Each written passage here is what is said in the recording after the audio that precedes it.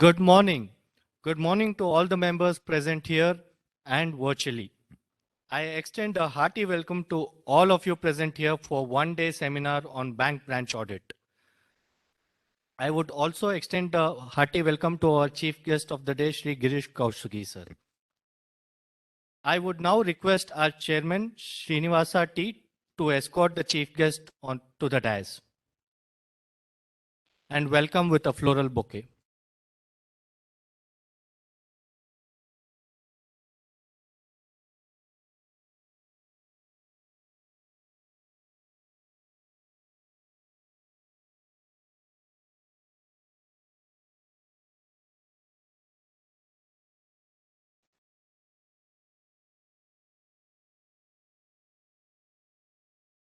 Thank you, Chairman.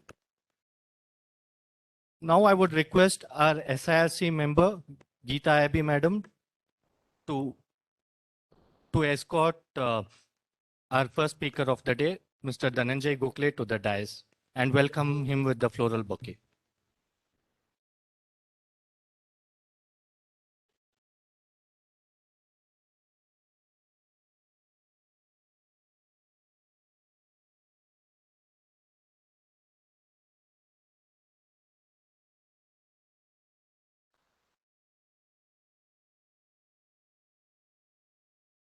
Thank you, Madam. Now I would request our chairman to give a welcome address.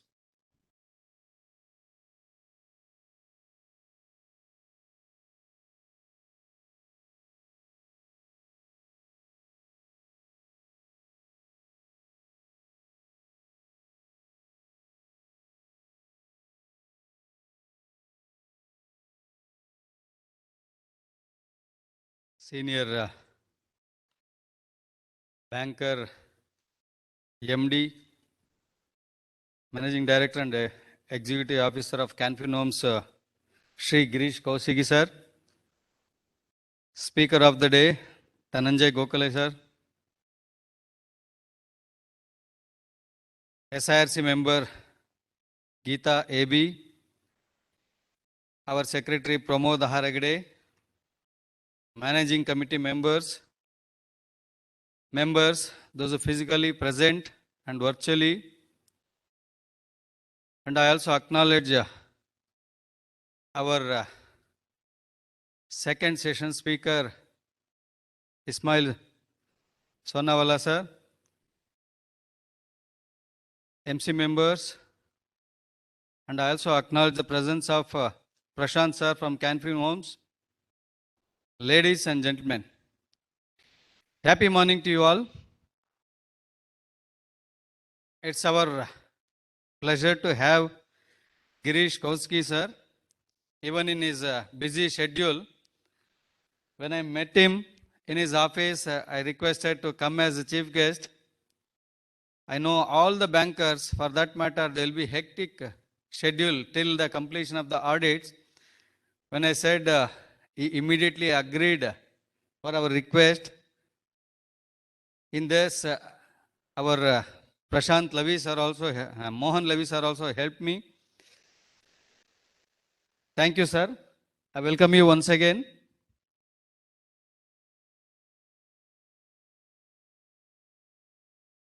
Bank branch audit seminar is an annual event for the Bangalore branch.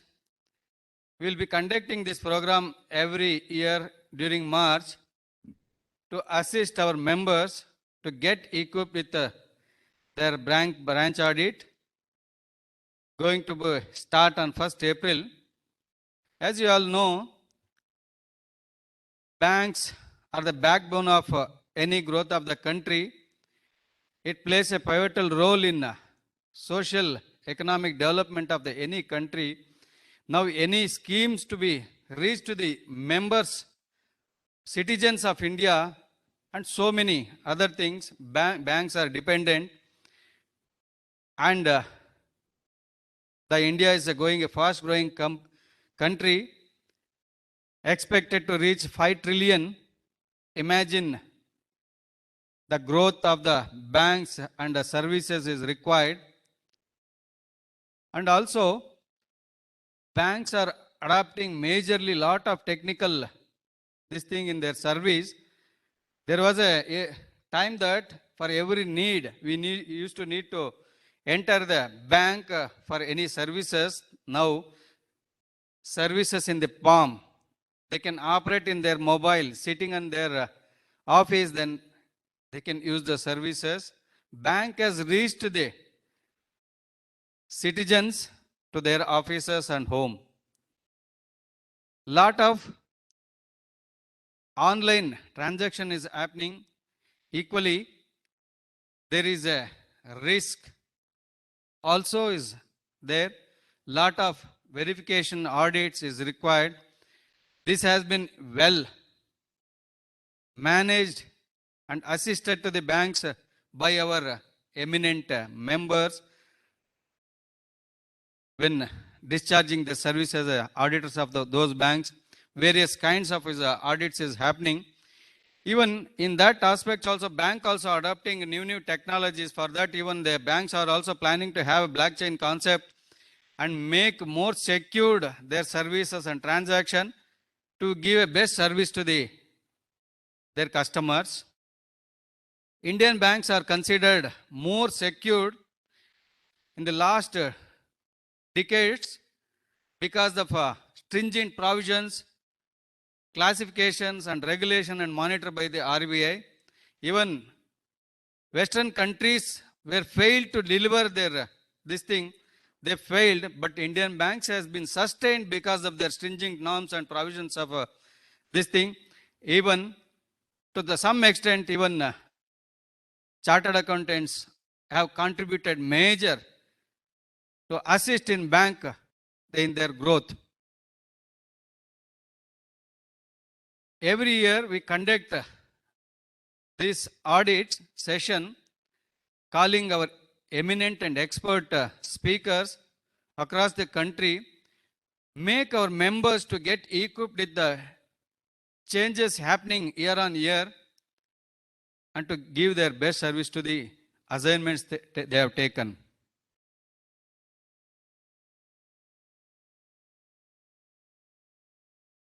Now, post-COVID,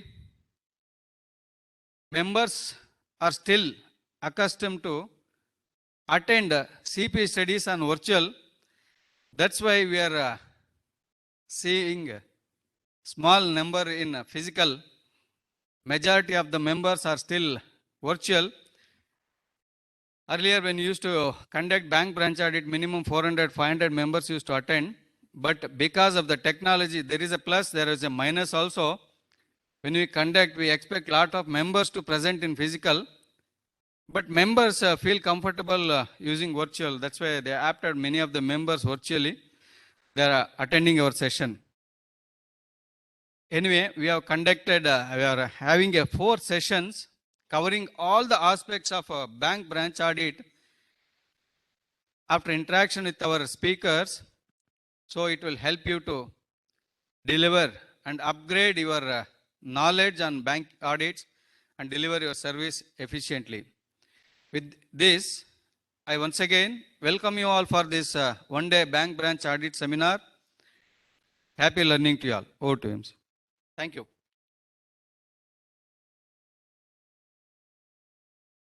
Thank you, Chairman.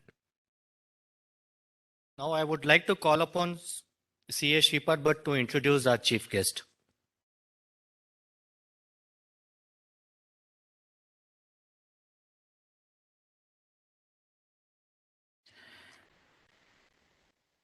It is my privilege to introduce today's chief guest, Shri Girish Kousgi.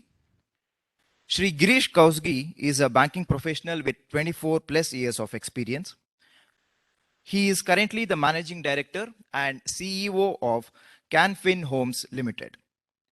He has extensive experience of managing assets and liabilities and has gained expertise in mortgage, retail lending, SME, and agribusiness. During his career so far, he has worked in HDFC Limited, ICICI Bank, IDFC Bank, and Tata Capital. He has dealt with variety of loan products like home loans, business loans, LAP, personal loans, mortgages, deposits, retail and rural products, etc., and gained wide experience in handling sales, product, underwriting, risk, and operations. He has significant experience of retail banking for over 15 years in Bangalore, Hyderabad, and Kerala, apart from experience of about 10 years in credit risk, including risk-based verification strategies for loan products, measure credit expansion opportunities in the lending market, and validate and implement credit risk models. Shri Girish Kousgi is a graduate in commerce and has also done his master's in business administration. Thank you, Shri Girish Kousgi, sir, for joining us today.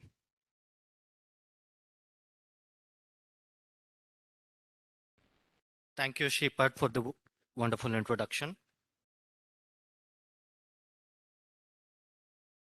Sir, I also thank you for taking out your time on this busy schedule and gracing this event as well. Thank you. I would also like to introduce CA Dhananjay Gokhale, who has experience over 25 years plus in auditing and assurance service and specialization in banking sector. He is a co-opted member of AASB of ICAI for the financial year 18-19. He was also nominated as a subgroup member for Banking, Insurance and Pension Committee of WIFC of ICAI. He was also a deputy convener of the study group formed by ICAI Guidance Note on Audit of Banks 2022 edition. He is also a member of expert panel constituted by AASB of ICAI for addressing the bank audit queries for the members. He's also authored articles on concurrent banks and audit of banks on 2016 to 22 editions. He has been a speaker at staff training seminars organized by public sector, private sector, and urban cooperative banks and association of banks as well. We welcome you, sir.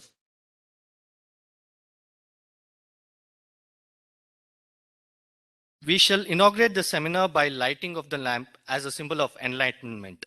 I would request the dignitary on the dais and MC members of the dais to join us for this lighting of the lamp. Also, I would request Ismail sir to join us.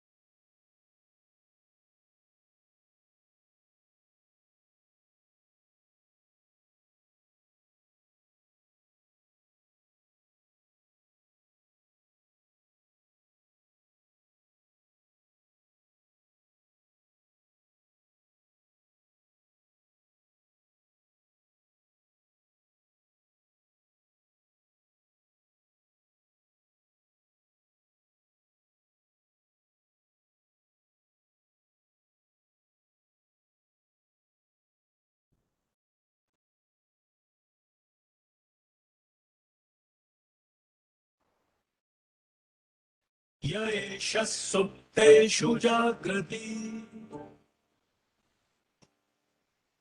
य एष सुप्तेषु जागृति कामं कामं निर्मिमाण तदेव शुद्धं तदेव शुद्धं तदेव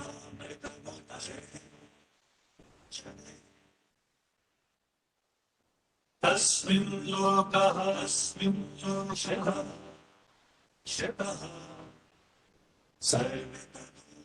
सर्वे तद्विनाशति एतद्वैत एतद्वैत एतद्वैत एतद्वैत एतद्वैत एतद्वैत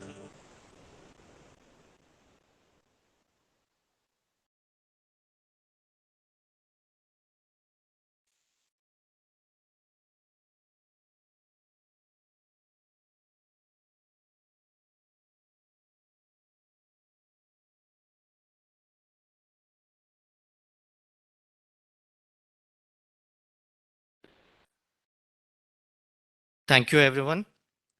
I request our chief guest, Girish Kousgi, sir, to address the members present physically and virtually.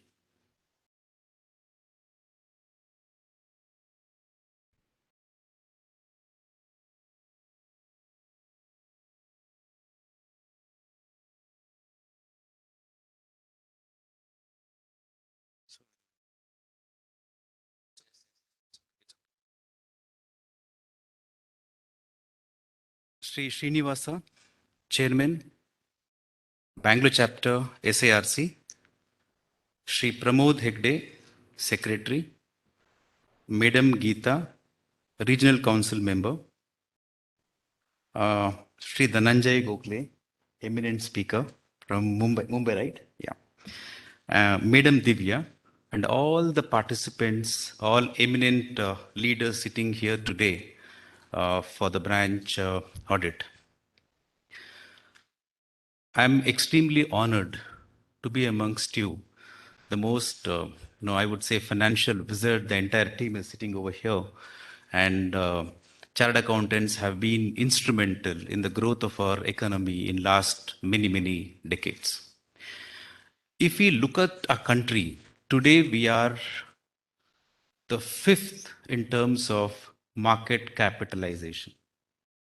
Few decades back, there was a hangover of overpopulation. Now, today, that has converted into demographic advantage. While for next 2 to 3 decades, we will be enjoying youth population who will be ready to take the economy to the next level, next level. We see many countries across the world, they'll be, struggling with human resource. And we have young population, which was a bit of a concern few decades back. I think today it is a great advantage, and I think this will continue for next few decades.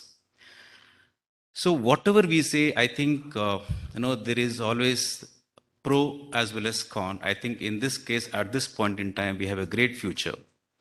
We are in number 5 position with 3.21 trillion, and we are trying to reach 5 trillion by 2025. I think next few decades belong to India. I think this is what the entire world believes. We also have eminent leader, at the center. Probably it has helped us to move at a much faster pace than what we did in the past. You look at the GST numbers. I think February was 18% growth. Look at exports, 26% growth. You look at agriculture production. We had a bumper production for last 2 years. I think after COVID, we have actually recovered quite well, notwithstanding the impact of COVID. I think the economic recovery was much faster in India in spite of being highly populated. And I know, I'm sure Shri Gokhale can vouch for what I say. If you look at Bombay, especially if you look at Dharavi, where people in 10 by 10, you will have 8 to 10 people staying, and containing COVID is not that easy. In spite of India being overpopulated, I think the kind of recovery what we have seen, and even today, if you look at number of people who got infected is about less than 4%. I think it's a great comeback, on COVID per se, whether it is wave 1, wave 2, or wave 3. Wave 3, we had a very less impact. But also on the economic front, I think RBI came forward, took a lot of measures. When COVID happened, because COVID was a first of its event, probably in 1 century. None of us knew what was happening around us, we as a company also faced a lot of challenge. Just before, I'll just tell you what all we did to overcome this. I'll just take this opportunity since many of you may not know about Canfin. Canfin is a 34-year-old company. We are largely into home finance. Anything to do with home, we deal with those products. It's a listed company, market cap of close to 9,000 crores. We have maintained cost and asset quality leadership in the entire industry. As of now, we also lead on the liquidity front, but I think that's more or less debatable, so I don't want to talk about the liquidity, right? Now, if you compare all the parameters, we are, I would say, number two amongst all the HFCs in terms of most of the parameters. In terms of size, of course, we don't fall place in first five. Now we are growing at a much faster pace. Just to talk about impact of COVID, I think the recovery started last year, October onwards, because growth in housing industry is an indicator of the growth in economy, because housing sector supports 200 ancillary industries, whether it is steel, whether it is construction, whatever you name it. Last October, the recovery started. And just to talk about Canfin, last 4 quarters, 3 quarters have been all-time high disbursements, book growth out of last 4 quarters in the history ever of 34 years. I think that's the kind of recovery what we are seeing, notwithstanding now the impact of Russia and Ukraine war. I think we are on the right path. The most conservative GDP growth is estimated at about 6.5%. I'm sure most of you would understand better than me. All of you are financial experts. I think even if it is 6.5 or between 6.5 and 7, it's a good recovery considering what happened because of COVID. As a company, as I told you, we were all really struggling. National lockdown started on 24th of March. And we have seen only work from home culture to a very small extent in the IT and ITES space, never heard of on the financial space, be it a bank, be it a housing finance company or a NBMC, basically non-bank and bank. We had never heard of this in the financial space. When lockdown started, we were forced to sit at home and we were wondering as to what to do. I think then we had lot of this technology enablements. Some of the companies, they were future ready, and you will not believe, sitting at home, you can apply for a loan and you can get the sanction done. And even without giving any of your papers. Today we are in such a state, technologically so advanced. If you just show your willingness to avail any loan, and if you just give your KYC and consent, there are ways and means where one can assess your income and estimate your income and then provide you loan. Of course, it's going to be small, maybe up to 2 lakhs, 3 lakhs, 5 lakhs personal loan, maybe any other asset-backed loan. May not be a large amount. Even for home, it's possible. How it happens typically is that there is a bureau pull. And once the CIR is generated, that's the credit bureau report. Once it is generated, one can easily estimate. Suppose, let's say you have a person who is servicing EMI of, let's say, 2 lakhs per month.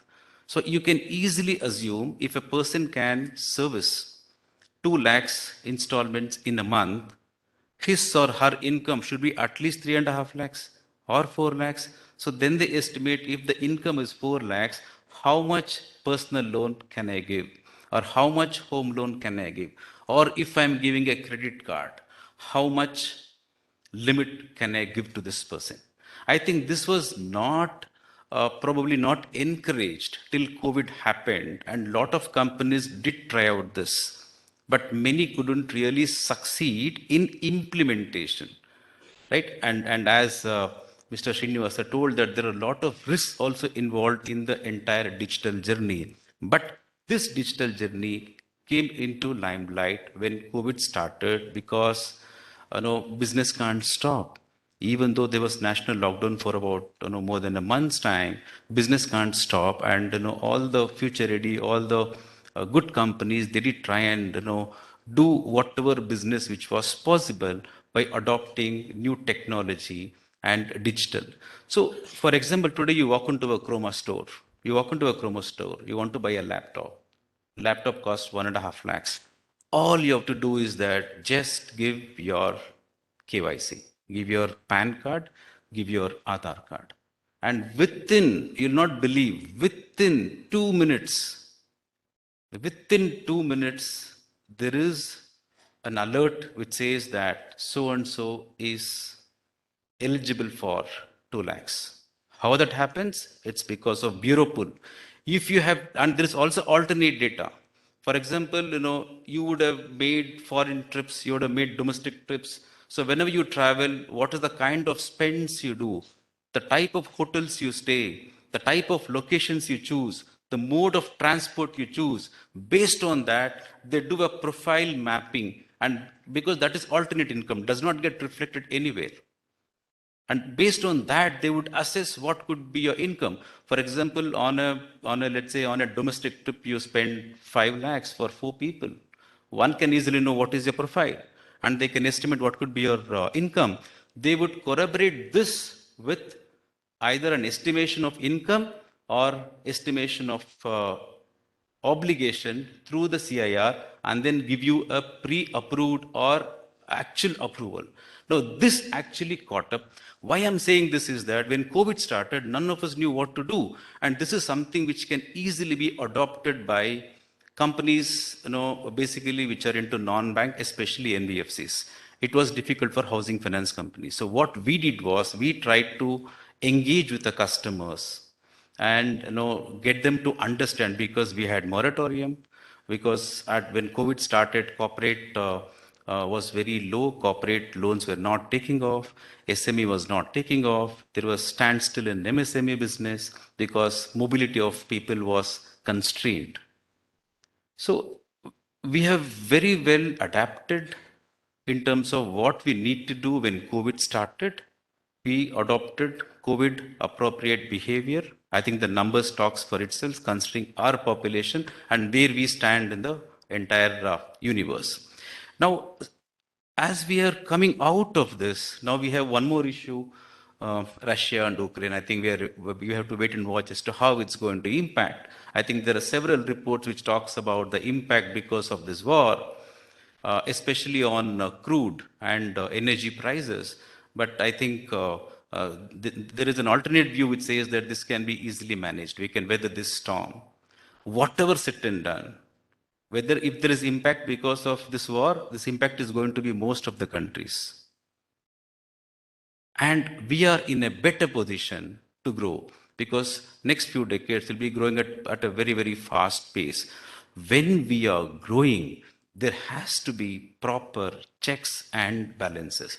I think that check, in some way or the other, I think this institute, all the chartered accountants across the country, across the globe, I think they will play a pivotal role in trying to maintain that check because that's their expertise.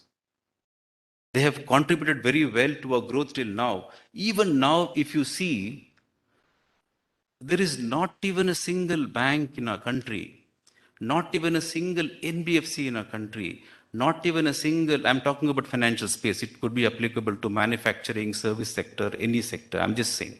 Since I'm talking about banking, because today's topic is branch audit, I'm talking about financial services. Not even a single insurance company in the country which has not been levied penalty even once in last few years. There is not even a single company, noted companies, not even a single company. And the reason for this is that we have a very, very, robust and we have a robust and very good regulatory framework. Now, having said that, there has to be someone to guide. It can be a big bank, and if you look at the kind of mistakes for which penalty is levied, I think that could have been easily prevented. I think most of it most of it can be easily prevented, whether it pertains to treasury, whether it pertains to risk, whether it pertains to credit, whether it pertains to technology, whether it pertains to onboarding of customer, whatever be it. I think this is something which chartered accountants, during their various audits, they should try and probably help the companies. They are no doubt helping. I think going forward, since the growth is going to be much faster than it was before, I think the due diligence required is going to be more. I'm sure you are an expert who knows better than me. I think the role of chartered accountants is going to increase. Role of statutory auditors, role of internal auditors are going to increase, and their contribution will be recognized more than ever before in next few years because of the sheer growth, what we are projecting. That's very, very important.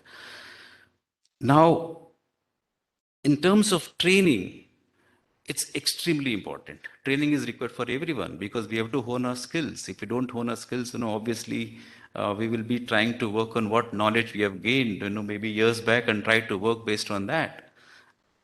Because we have to adapt. It's a very dynamic situation.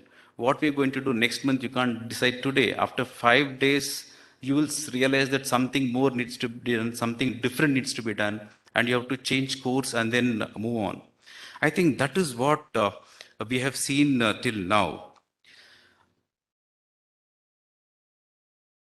I think next few decades, we have a great story, and I'm sure India will be on the right path, and all chartered accountants will definitely be a pillar of growth for our country. As at least I don't comment on other countries, at least in our country, because we have a very robust structure, very good institute, and the kind of programs the kind of training what they impart is absolutely marvelous. And we have a new committee, I think, which was elected in February. All the best to chairman and all the members, chairman, secretary, and all the members. I'm sure this committee will do wonders, in the geography given. I think the term is 3 years. For next 3 years, I wish you all the very best for the entire committee, and all the best to all the participants today. I'm really honored to stand here and talk to you because I cannot talk anything about numbers. I try to avoid numbers because all of you are an expert. So I can't be better than you on numbers. Right? So thank you very much, and all the very best.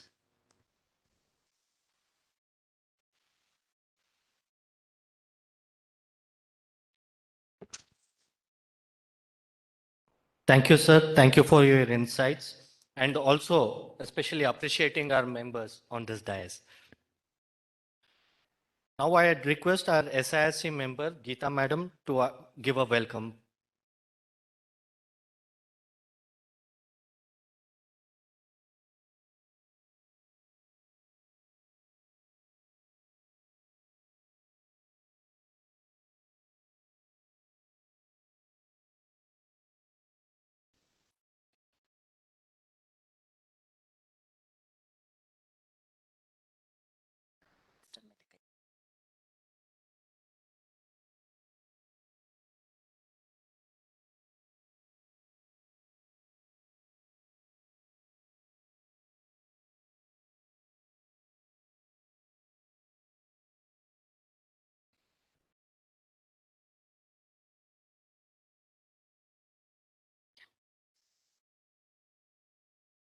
Dignitaries on the dais, the chief guest of today's program, Shri Girish Kousgi sir, and first person of Bangalore branch, as the chairman, CA Srinivasti, and his team members, and the first session speaker, Dhananjay Gokhale, and yet another second session speaker is also here. I recognize his presence, CA Ismail Sonevala sir. Both are came all the way from Mumbai to enrich us. And yet two more speakers will join us in a short of time. and my dear members physically present here and virtually viewing. So happy morning to all of you. At the outset, I thank the chairman for giving me this opportunity to address the members. At the same time, he put a cap on time to me to address. It's a very short time he has given. But from that, we are coming to the end of the financial year with lot of due date extensions. And within a short period, we are entering into the next financial year.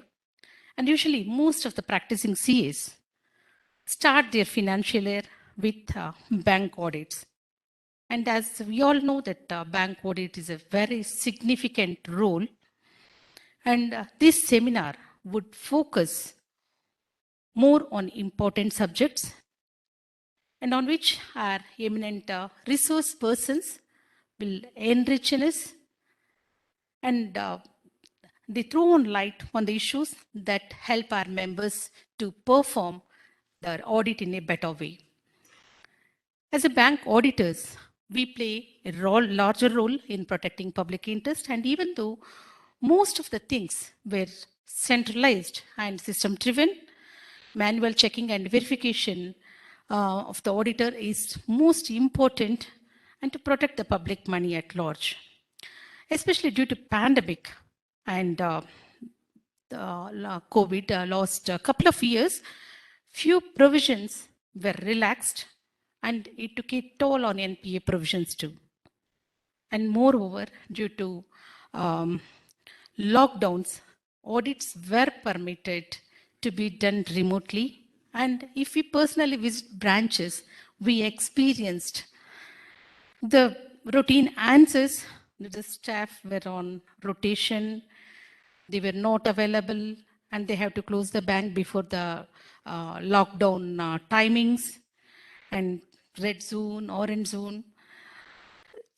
And on the top of that, the banks were not, staff were not well versed with the software of the merged banks. So in spite of so many challenges, we successfully completed our bank audits last year. And most of our colleagues got affected by COVID too due to this bank audits. And this year, with the grace of God, as the world is coming to its normalcy stage, and the provisions which were relaxed earlier, now it got reversed. So we should be more vigilant on latest circulars, notifications, and especially on hands-on training regarding this bank audit.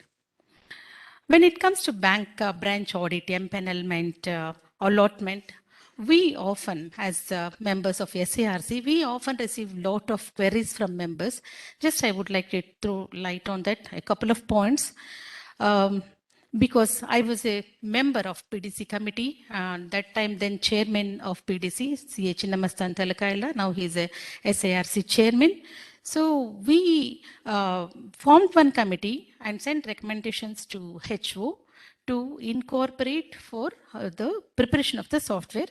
And thus all you are aware that our institute has prepared a software that consists of member slip which will be shared with the RBI. It will be used for allotment of bank branch audits. But as per the information with the institute, only few banks as of now are using that software, and rest of the banks are yet to accept. But once it is done, the most transparency will be there, and we can be assured of equitable opportunity of all the category of firms. Even provision is made for ensuring allotment for firms who didn't get assignment for the last 2-3 years. So the software has been designed in such a way, it takes care of all such provisions. Yet another issue we usually get is about classification of category 4 firms. As per RBI notification, we all know that RBI is seeking for strict compliance regarding the condition that sole proprietor firm and individual firms shall have exclusive one paid CA. If ICA had to follow those guidelines, out of 22,000 sole proprietors, 18,000, approximately 18,000 sole proprietors will not be eligible to get the bank audit. So our institute has convinced RBI to relax this norm, and this year the RBI relaxed that norm, and yet to see what happens for the years to come. And one more issue on the cutoff dates of MEF status. So the cutoff, people often get confused why I didn't get the status which I was there in on January 1st. We all know that as on 1/1, that is as on January 1st, the status, whatever is there, it will be accepted for while at the time of allotment also. But the same status, whatever is there on 1/1 2022, it has to be maintained till 31st October 2022. For example, if the firm has 3 partners as on 1/1/22, and if one partner leaves the firm and other partners joins the firm by 31st October, so apparently if you see 3 partners are there by 31st October, but if you see really, as on 30th January, the same 2 partners will be there. The same 2 partners only continue till October 22. So in that case, the firm category will get degraded. So I request the members to take care of this provision while planning for reconstitution of the firm. And hit another one more issue about cooling period. We receive so many queries. RBI has, and we all know that RBI has removed the concept of cooling period since 2021. The reason for not getting audit is there's a long gap between the availability of the firms and the demand and supply, the gap of demand and supply, I could say.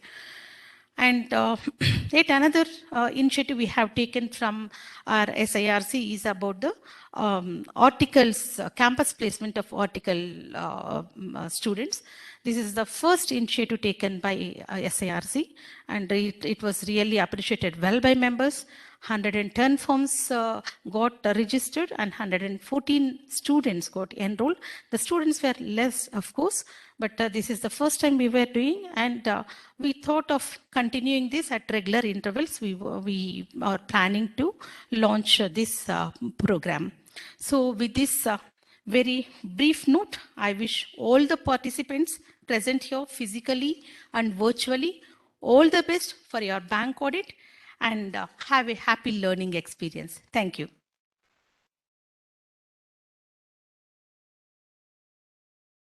Thank you, ma'am. Now I would request the dignitary on the dais and the MC members of the dais to join us for releasing the souvenir.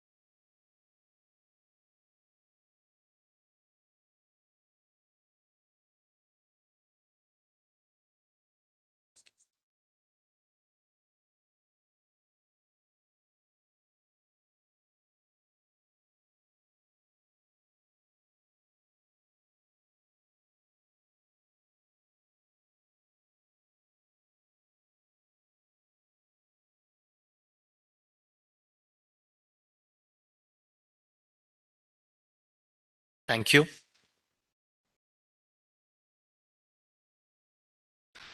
Before I propose vote of thanks, we would like to have a small felicitation program for the chief guest. Request chairman to come forward.